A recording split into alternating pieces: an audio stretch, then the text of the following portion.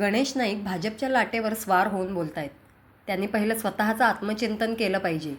एकनाथ शिंदे हे सलग 5 वेळा न पडता निवडून आलेले लोकप्रतिनिधी आहेत.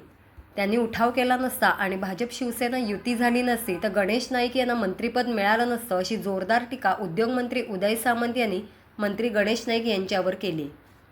एकनाथ शिंदे यांच्यावर उठसूट टीका करून नाईक हे TRP वाढवून घेत आहेत. तुमच्या वयाचं भान ठेवून शिवसैनिक शांततेने घेत असले तरी यापुढे अशा पद्धतीचं बोलणं शिवसैनिक खपवून घेणार नाही, असा इशाराही नामदार सामंत यांनी गणेश नाईक यांना दिला आहे. गणेश नाईक हे भाजपाच्या लाटेवर स्वार होऊन अशा पद्धतीच्या गोष्टी करतायत. एक गोष्ट त्यांनी पहिली समजून घेतली पाहिजे, स्वतःचं आत्मचिंतन केलं पाहिजे की माननीय एकनाथ शिंदे साहेब सलग 5 वेळा न पडता निवडून आलेले एक लोकप्रतिनिधी आहेत.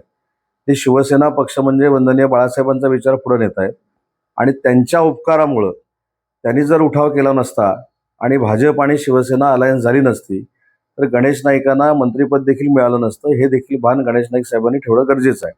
उठसूट एकनाथ शिंदे साहेबांवर टीका करून TRP मिळवणं आणि ब्रेकिंग करणं याच्यातच मला असं वाटतं की गणेश नाईकांचा आता दिवस जातोय. त्याच्यामुळे गणेश नाईक साहेबांना मला विनंती करायची आहे की तुमच्या वयाचं भान राखून तुमचा सन्मान ठेवून आजही शिवसैनिक एकनाथ शिंदे साहेबांच्या सांगण्यावरनं अतिशय शांततेनं सगळ्या गोष्टी घेत आहेत.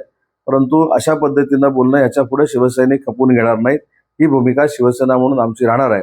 आणि म्हणून मी उल्लेख केला की नेता बनत असताना किंवा आव्हान देत असताना सलग निवडून येणं आवश्यक आहे, न पडता निवडून येणं आवश्यक आहे. हा माझा त्यांना सल्ला नाही तर त्यांना सूचना आहे.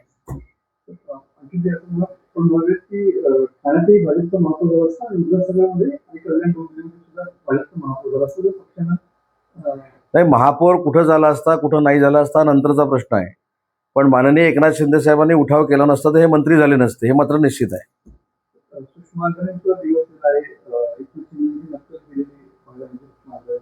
ठीक आहे, महाराष्ट्रामध्ये अनेक नकलाकार आता तयार होत आहेत, त्यांना शुभेच्छा आहेत माझ्या.